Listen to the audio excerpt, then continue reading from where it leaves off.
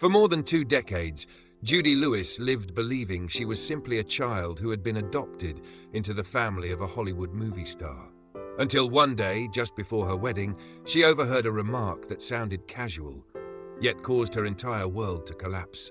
Because it turned out that the secret of Judy's identity was something almost everyone knew except her. And behind that truth lay a cover-up that lasted for decades, tied to the most powerful name in Hollywood at the time, Clark Gable. For the first 23 years of her life, Judy Lewis grew up with only one story about herself. She was adopted. Loretta Young, the virtuous actress, a symbol of morality and Catholic faith in Hollywood, told the world exactly that, and Judy believed it completely. No doubts, no questions. To Judy, it was simply the truth. But everything fell apart in a moment that seemed utterly ordinary.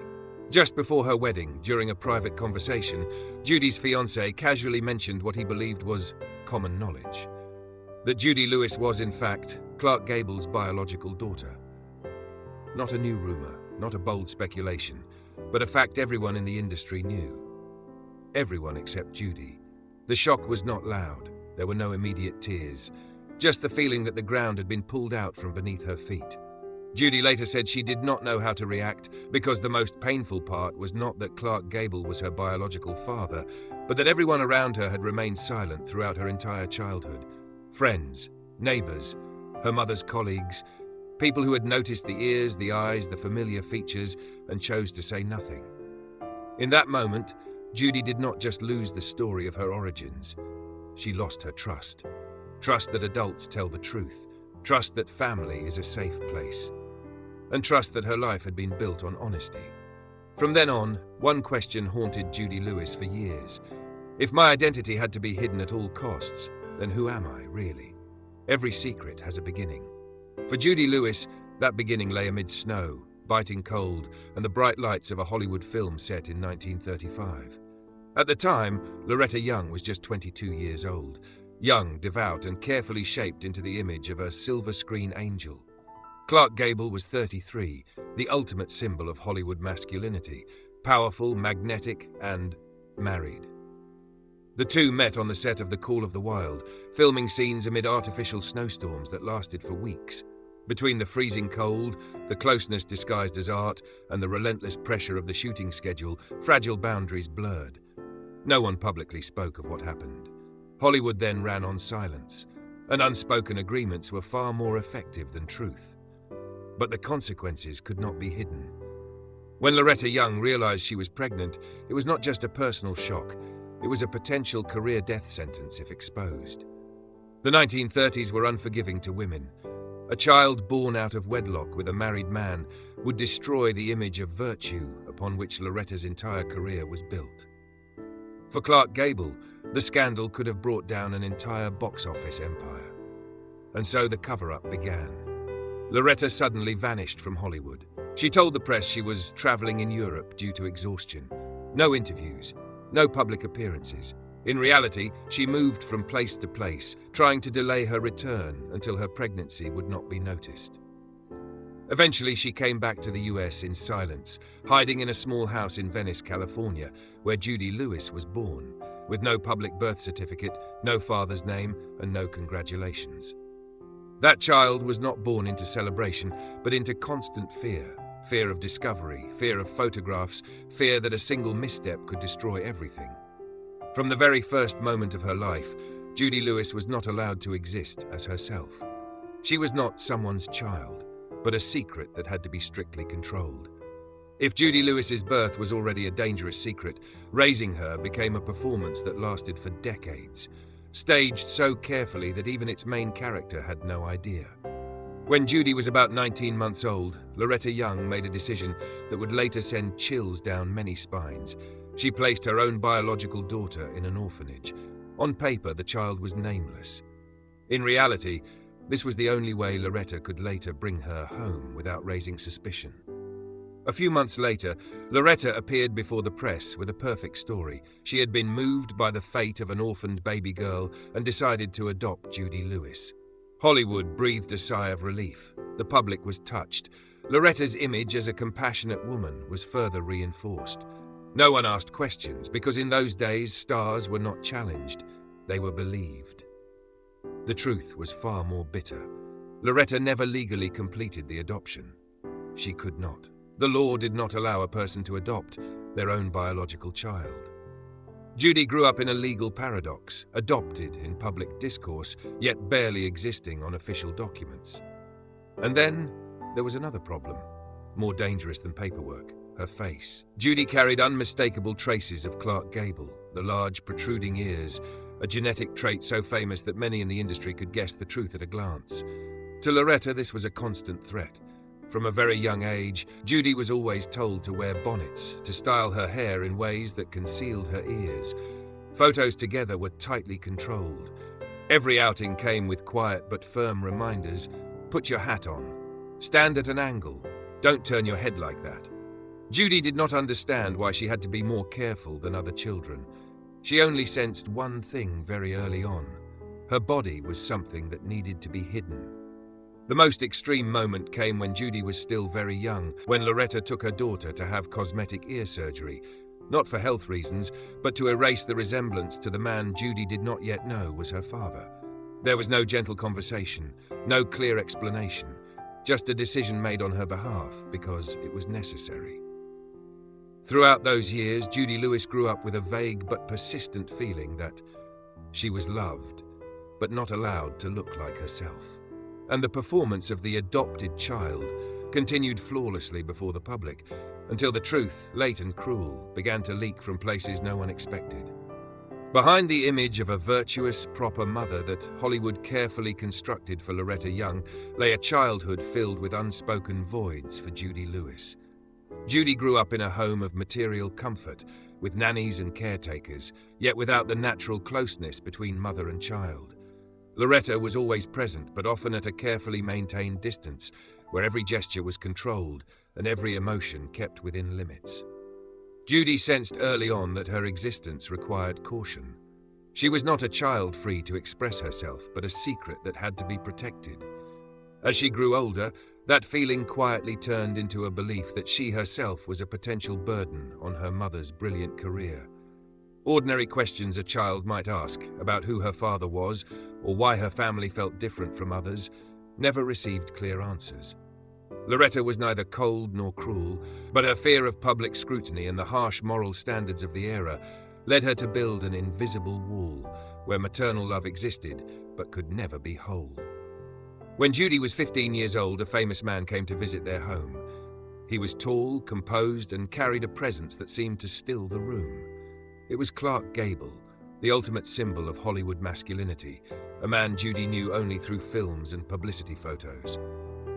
The meeting was brief and restrained. They spoke politely, exchanging questions about school and daily life, nothing more. Judy had no idea that the man standing before her was her biological father, while Clark Gable knew exactly who she was. There was no confession, no moment that broke the long-standing silence.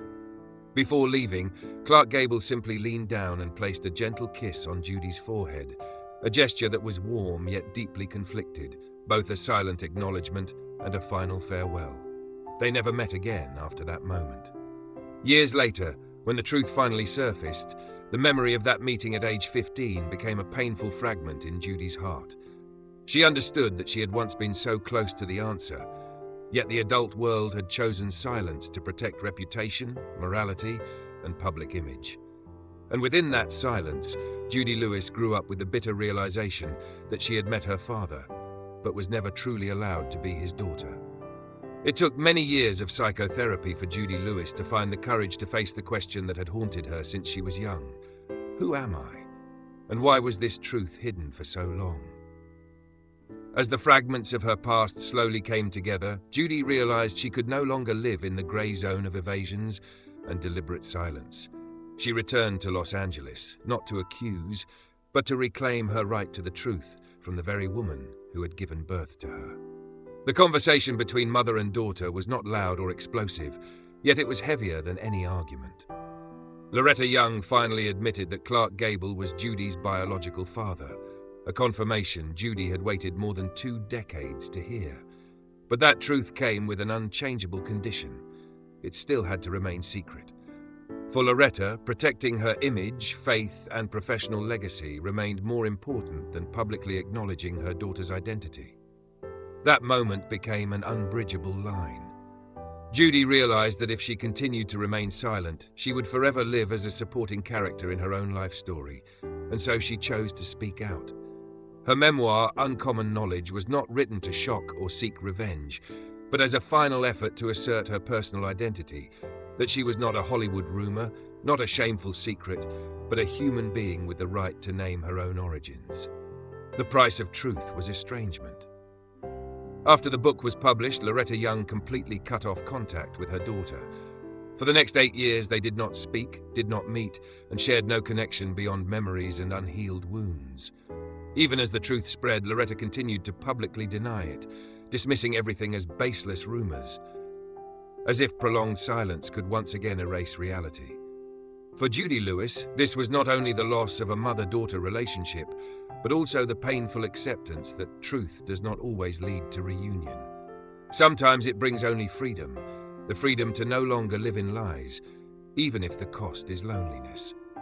After all the fractures, what Judy Lewis sought was never recognition from Hollywood or a place in the lineage of film legends. What she desired, simply and profoundly, was the right to live truthfully as herself. For decades, Judy had carried a name, a story, and an identity imposed upon her, one where her origins were treated as a mistake that had to be concealed. Speaking out, therefore, was not about reopening the past, but about ending a cycle of denial. Judy repeatedly emphasized that she was not seeking any financial gain. She did not claim assets, demand inheritance rights, or wish to attach her name to the glory of Clark Gable or Loretta Young. What she wanted to protect was the future of her daughter and grandchildren, so they would not grow up in a family built on lies, so they could know where they came from, and so they would not carry the invisible shame she herself had endured.